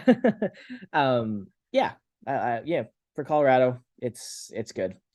Michael Bunting to the Hurricanes, 4.5, maybe a bit steep for him, but that's kind of one of those things where you just kind of have to overpay a guy in free agency from time to time, and I think this is one of those times. I don't mind the player though, especially for the Hurricanes, who I thought their biggest problem, I thought going into the season, their biggest problem was going to be goal scoring. And then when Svechnikov and Pacioretty both got hurt and didn't play in the playoffs, it got even worse. So Bunting just adds forward depth, and I think that's what the Hurricanes needed, and they've addressed it. Is Svechnikov supposed to be ready for the start of the season? I looked around and I didn't see much. I don't know. That's a good question. I think regardless, you're right. I think in terms of a scoring forward who can play well defensively, and I really think Bunting suits Carolina's style of play. Yeah, me Like too. he's very much a Hurricane. But yeah, I think for a player around that age who can fill all of those roles, I don't really think there was anyone else in free agency. I think he was their guy. I look around at the other options, none of them really jump off the page at me as being de facto Hurricanes. All right, Avs fan. JT Compher, 5 years, just over $5 million. Can I I do don't my know. goodbyes all in one? Pardon me? Can I do my goodbyes all in one go? Yeah. Okay. JT Compher was acquired in the Ryan O'Reilly trade to Buffalo. He was acquired by the Avalanche alongside Mikhail Grigorenko and Nikita Zadorov, who were both very high draft picks. Compher, early pick, second rounder, I believe. Yeah. Early second round, I believe. 35. Yep. And he was a nice sweetener. Colorado got a draft pick in that deal too. Picked Adrian Greer with it, I believe. But Jeremy yeah. Waugh was. Oh, really? But the pick turned into Jeremy Waugh. Oh, they they swapped. they like picks. Yeah. swapped it. Yeah. Yeah. So, but like they moved back with San Jose that year. So they not only got Greer, they got another second rounder that turned into Cameron Morrison. San Jose moved up to draft Jeremy Waugh. So it even turned into more is what I'm saying. It was Greer and Morrison basically as the picks that came out of that. But yeah, so JT Compher slowly ended up being the best player that Colorado got in that deal. That guy worked his bag off and just grinded into in role player situations until he could contribute offensively. And he would get to the point where they would slot him in on the power play if Kadri was out or if they needed someone at center. And I was so confident every time. And then he would go on the second unit in that playoff run and he would fill McKinnon's role as the rover. He would just like grab the puck and bowl through. And the guy just worked so hard. He was just such a warrior defensively. He's gonna be missed so much. And I'm so happy that he got paid. I'm glad that he got paid after the season he just had because a lot of the time the numbers didn't speak the volumes for what JT Compher did. Like he wasn't the guy piling up points all the time. He was doing everything else and he would chip in here and there, but this is the tough one though. Erik Johnson, longest serving member of the Colorado Avalanche. When he was traded to Colorado in 2011 for Kevin Shattenkirk and Chris Stewart, it was a big deal. He was several years removed from being a first overall pick. He didn't want to get traded to Colorado. When he got the news, he didn't want to go.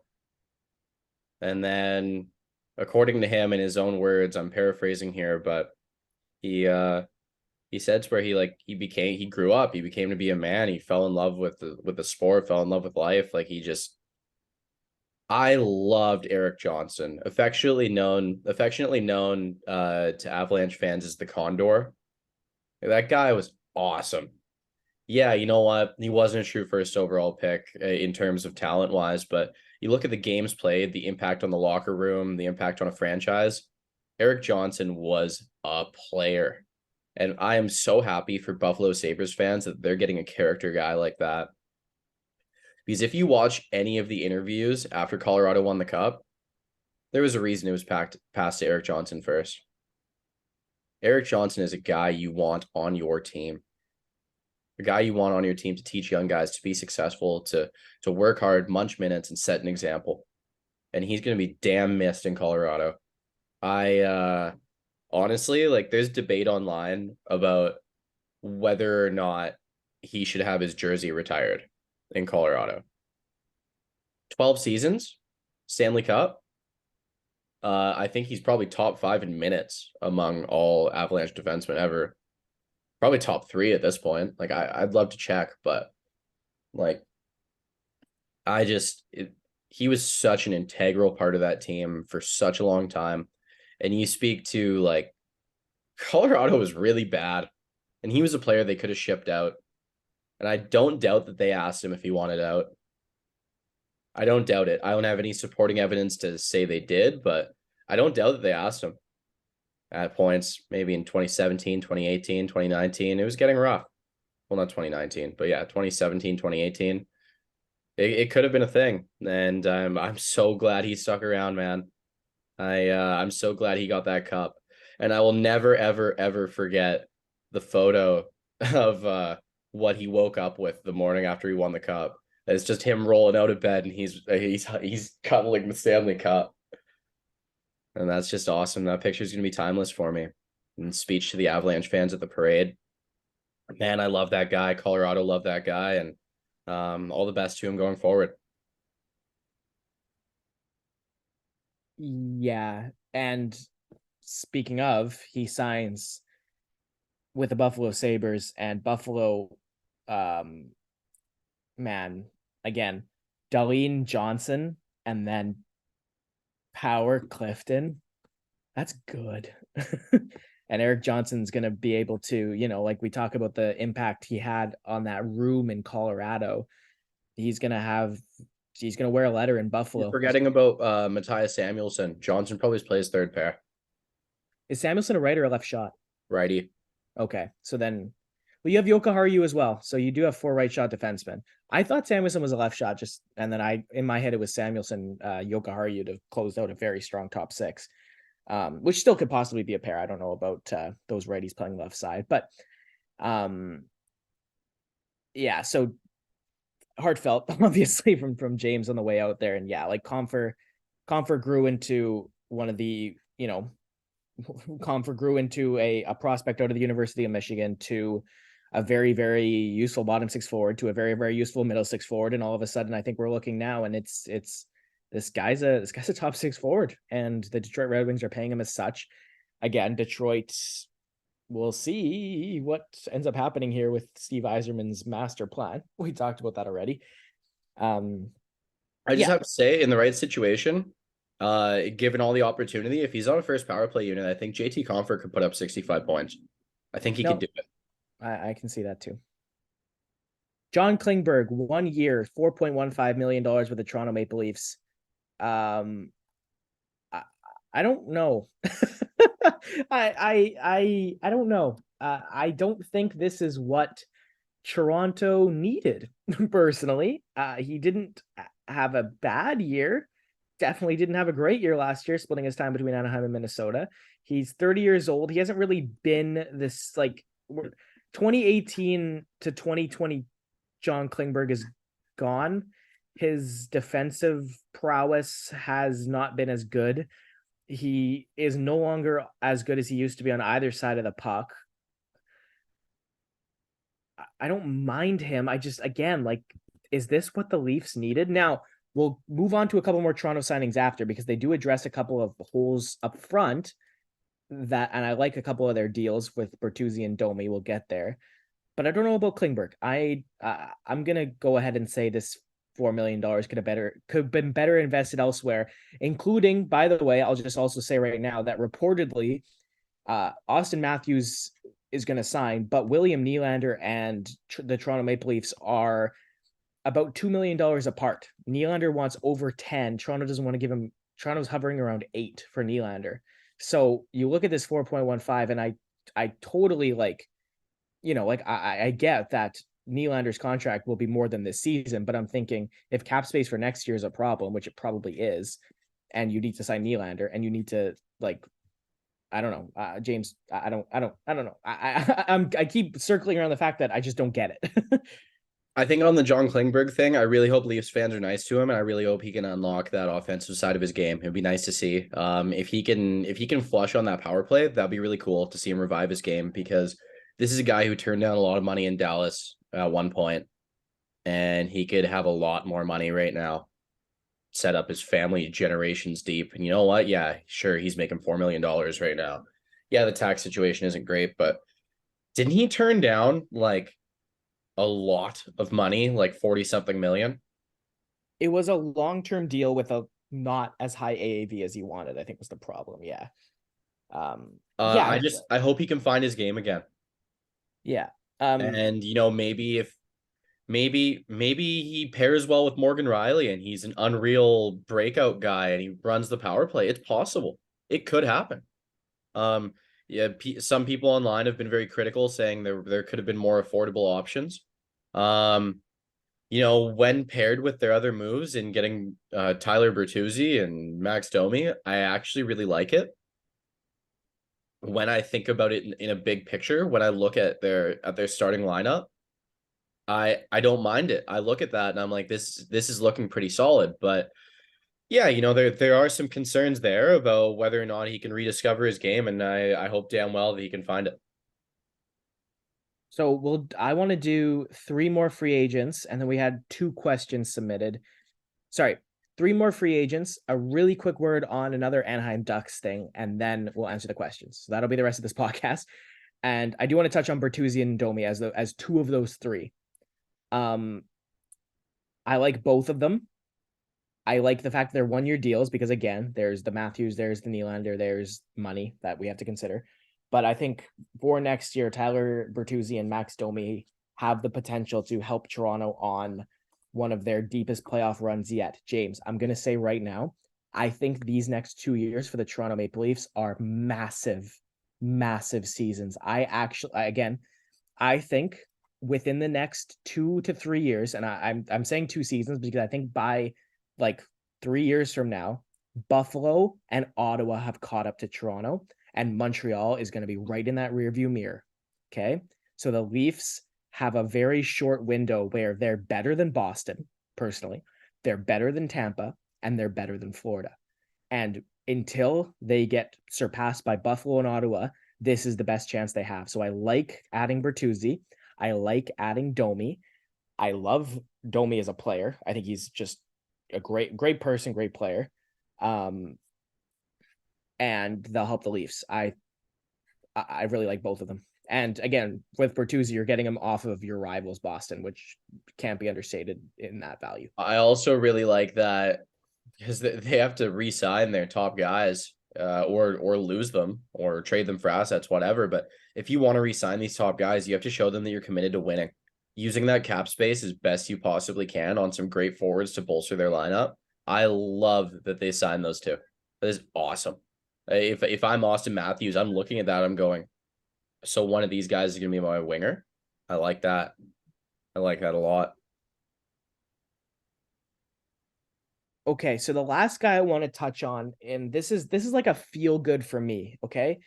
Because Evan Rodriguez, like, there was a time where I thought in my head, I was like, Erod, this guy needs to fire his agent. That was my thought. Because there was a couple years in a row there where he just kept signing 1-year contracts, like 1 year with the Sabres for 1920 at $2 million.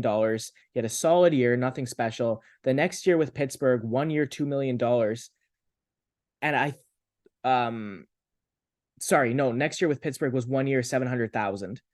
And that year he played way better than the $700,000 ticket. And I thought in the offseason that year he was going to get a serious pay bump. He didn't. He only got 1 by 1. Then he put out 43 points in 82 games. And I thought, that's it. Now he's going to get the long-term deal. Now he's going to get the big chunk of change. 43 points in 82 games on that 21-22 Penguins team. And then he didn't. He's 1 year, $2 million. That's 4 consecutive years of a 1-year contract for Evan Rodriguez. And this is a player I always thought like, this is a very useful third line center. And he's a great third line center. And then finally, after 39 points in 69 games, he gets a long-term deal. He gets 4 years at $3 million from the Florida Panthers. I just felt bad for this guy because he kept turning out good season after good season after good season. And it kept being like, okay, he's going to get a 3 or 4 year contract this year. He's going to get a 3 or 4 year contract this year. He's going to get the pay bump this year or this year or this year. And then it just kept not happening over and over and over and over again. And finally, he gets some security in a place where he's going to keep a lot of that money because of the tax situation on a team that just went to the Stanley Cup final. And I like down the middle, Barkov, Lundell, Rodriguez is a good 1, 2, 3 to me for the next few years for Florida. I like it for the player. I like it for the team. Claps all around. Good job.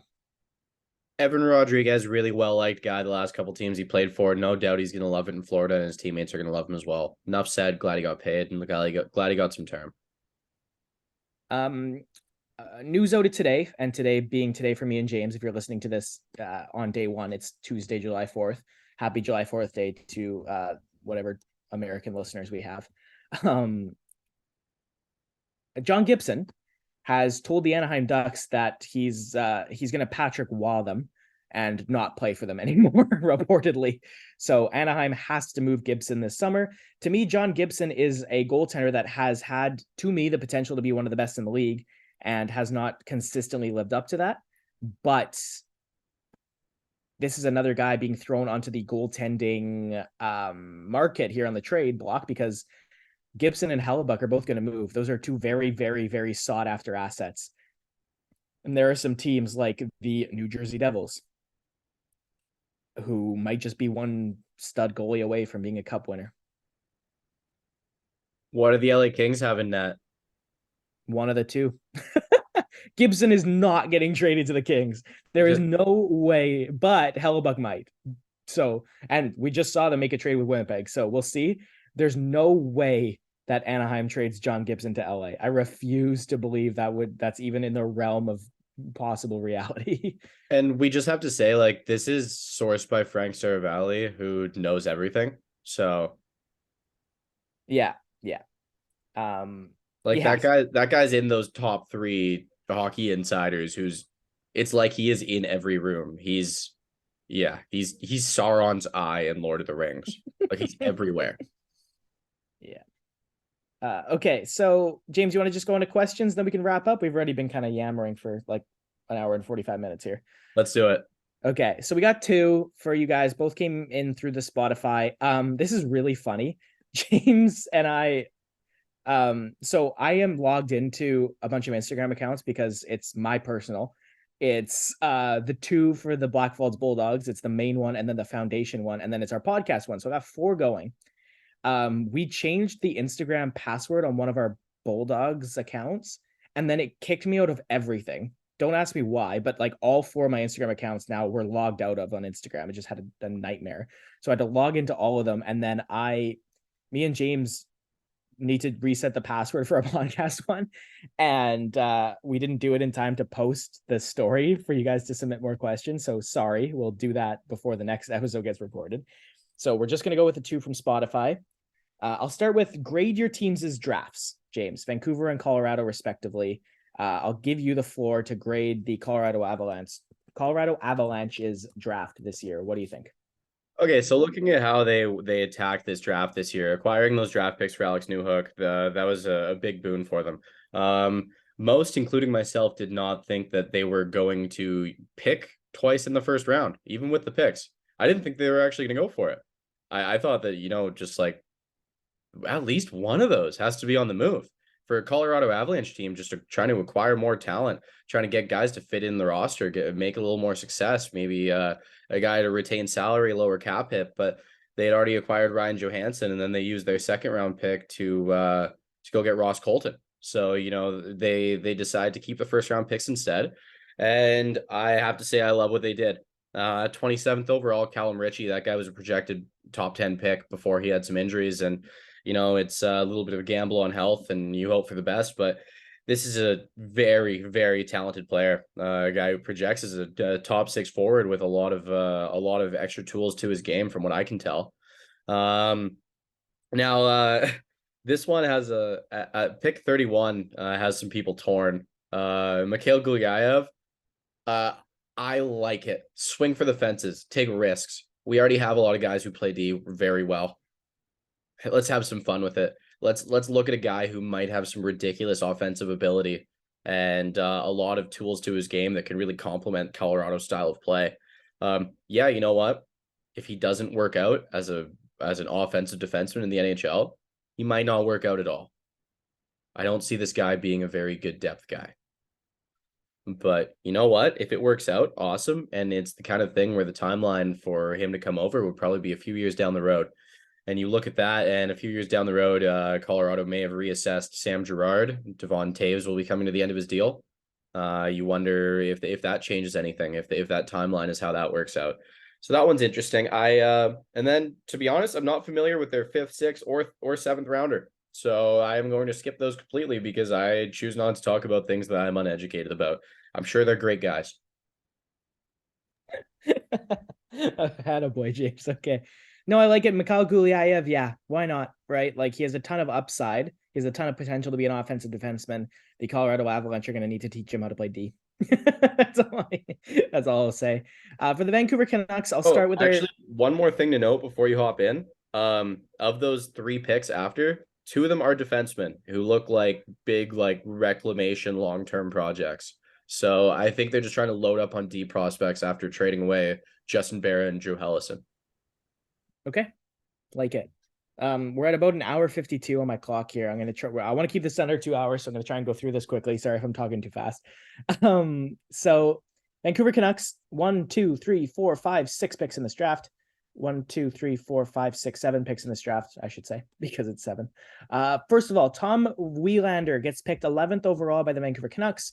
I don't mind him as a player. I don't like the idea of taking a draft pick because of a positional need. Again, how many times has this not worked? Olli Juolevi, Matthew Tkachuk comes to mind first as a Canucks fan. But think about 2018. Jesperi Kotkaniemi was picked 3rd overall because he was a center. Left on the board, Brady Tkachuk, Quinn Hughes, Noah Dobson. Similar draft, Hughes and Dobson went after 5th overall pick Barrett Hayton because Hayton was a center. That's 3 examples that I'm going to rattle off 1, 2, 3. Zach Benson, to me, has the potential to be like one of the 5 best players in this draft. I love him. At 11, it should have been a no-brainer. It shouldn't have even have been a debate for Vancouver to take Benson at 11. No way. So nothing wrong with Wielander. It's just A, there were better players available, and B, I'm just so sick and tired of the concept of drafting not the best player available. It doesn't work. It does not work. Stop doing it, please, everybody that wants to have any sort of relative success. Vancouver's second pick, I'm very happy with. I'm going to completely butcher the pronunciation of his name. Hunter Brostowitz, I think. That's what we're going to go with. Anyways, this guy's a right shot defenseman out of the Kitchener Rangers, American kid, 57 points in 68 games. I think he has top 6 upside for sure. He could be a real player here. Sawyer Minio, I think his transition and his rush play is his best quality, but other than that, he doesn't really do anything else very well. He's a Kamloops kid, played on a stacked Seattle Thunderbirds team, which probably helped him as far as like just playing, right? Of course, it's going to help when you're on a team that nobody could touch. Next pick, 105, Ty Mueller. I don't mind him as a player. This guy's 20 years old, right? So this is his 3rd kick of the can in the draft. I think 105 was kind of a bit high for him, but they didn't have a whole lot of like 6th and 7th rounders. They had 4 in the 4th round. He's pretty average or above average at everything. So again, like this is a guy playing currently at the University of Nebraska, Omaha in the NCAA. Had a good season. This is one of those things where, you could sign a college free agent after they're done, but this is how you protect his rights. So Vancouver, like the player, I don't hate the pick. Vilmer Ulrichsen was picked 107 by Vancouver. There is one obvious allure to this guy. He's 6'6". You're drafting this guy's frame and you're hoping you can develop him in the AHL system. Aside from that, he's very raw. Like again, there's a lot of things that need to be refined in his game. If he was 5'11", you would never hear of him. He wouldn't have got picked. That's what I'll say. Matthew Perkins was picked 119. That was their last fourth rounder. Played with Youngstown in the USHL, 44 points in 60 games. This is a guy that if he's going to be anything professionally, he needs to significantly improve his skating. He's a pretty defensively sound centerman, but skating needs to pick up. And lastly, I had a funny feeling Vancouver was going to take defenseman Aiden Celebrini out of the Brooks Bandits. If you recognize the name Celebrini, that is Macklin Celebrini's older brother.